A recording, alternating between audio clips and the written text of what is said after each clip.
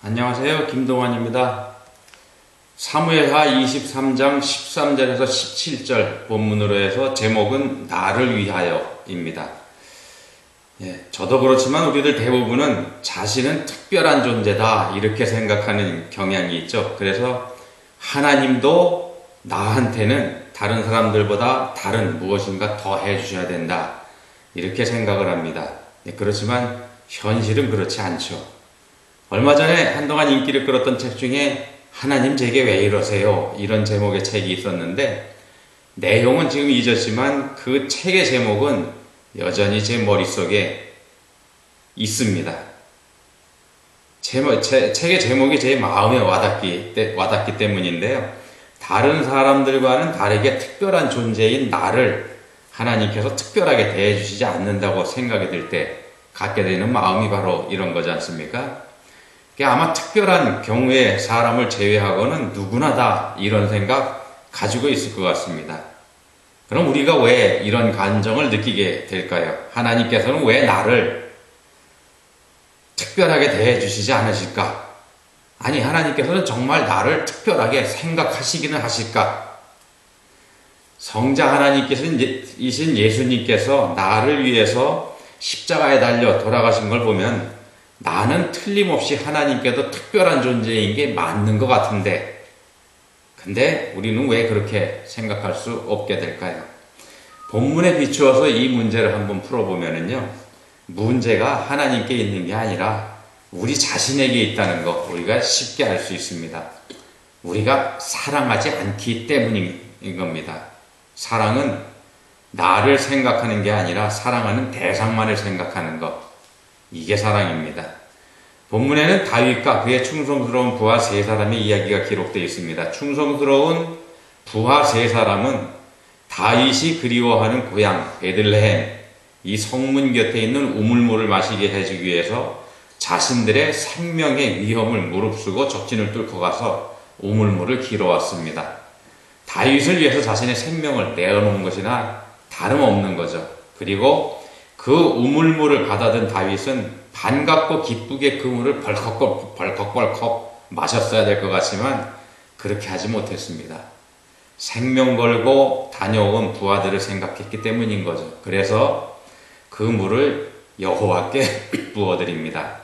이 장면을 살펴보면서 이들이 사랑하는 것과 우리가 사랑하는 것 어떤 차이가 있는지 한번 살펴보도록 하겠습니다. 먼저 다윗의 부하들 보겠습니다. 이 사람들 다윗을 위해서 자신의 생명을 잃을 수도 있다는 거 아랑곳하지 않았습니다. 지금 다윗의 고향인 베들레헴은 적의 수중에 들어 있습니다. 우물물을 떠오기 위해서는 적진으로 깊숙이 들어가야지만 됩니다.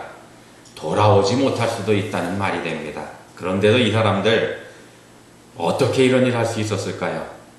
그저 다윗이 왕이기 때문에 이런 일을 했을까요? 왕인 다윗에게 잘 보이기 위해서 이런 행동을 했을까? 그런 말씀입니다. 글쎄요. 그렇다고 얼른 대답할 수 없지 않겠습니까? 물론 그럴 수도 있긴 할 겁니다. 자신의 한 생명 바쳐서 왕의 관심을 끌어두면 비록 자신은 죽더라도 자신의 가족들이나 자손들 이들이 왕에게 큰 혜택을 입을 거 분명하지 않습니까? 그럼 그게 이유였을까요?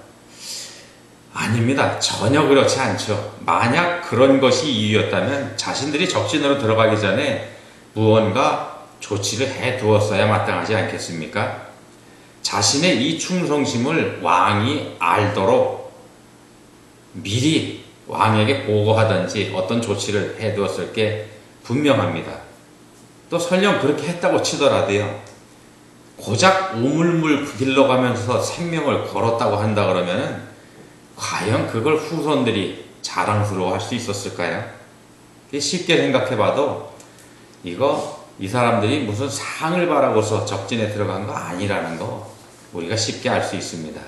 이 사람들이 적진에 들어간 거 그건 다윗을 사랑하기 때문이었습니다. 자신들이 섬기는 왕을 사랑한 거 그것이 자신들의 생명을 돌아보지 않게 된 이유였다는 말씀입니다. 다윗을 사랑하는 마음이 이들에게 있었기 때문에 사랑하는 다윗이 원하는 것, 그게 비록 하찮은 것일지라도 그걸 구하기 위해서 자신들의 생명을 아끼지 않은 겁니다. 사랑은 이런 겁니다. 사랑은 자기 자신을 생각하는 게 아니라 사랑하는 대상, 그것만을 생각하는 겁니다. 하나님께서 우리를 사랑하시는 방법이 바로 이거죠.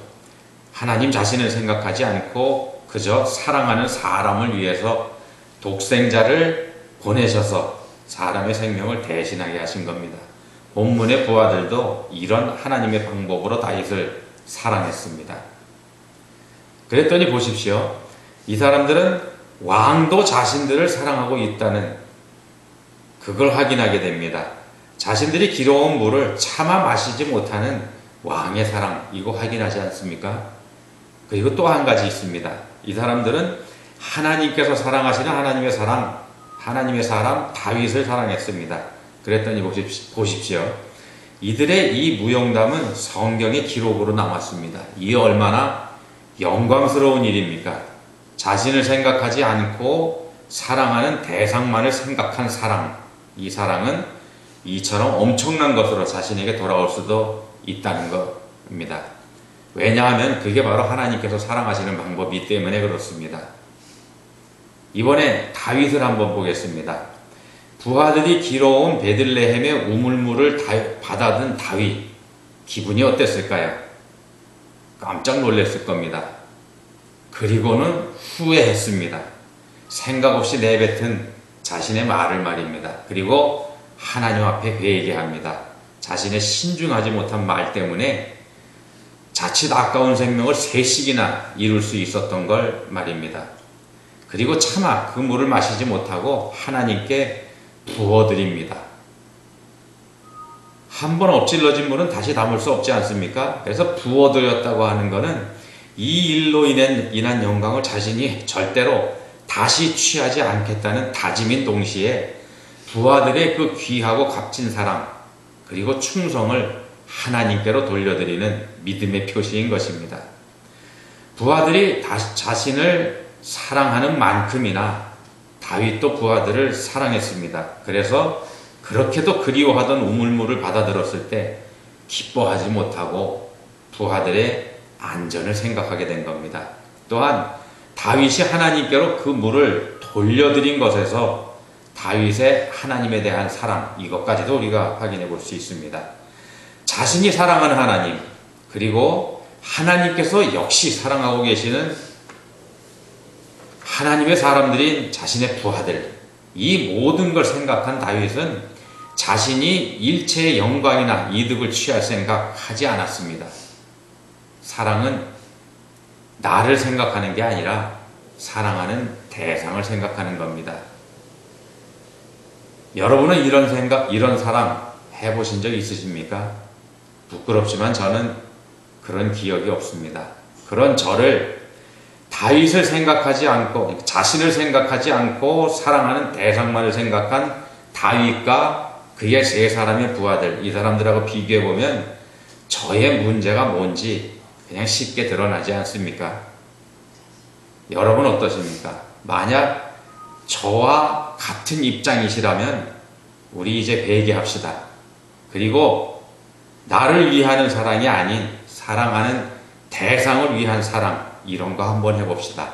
나를 위해서 사랑하기보다는 남을 위해서 한번 사랑해 봅시다. 하나님께서 기뻐하실 겁니다.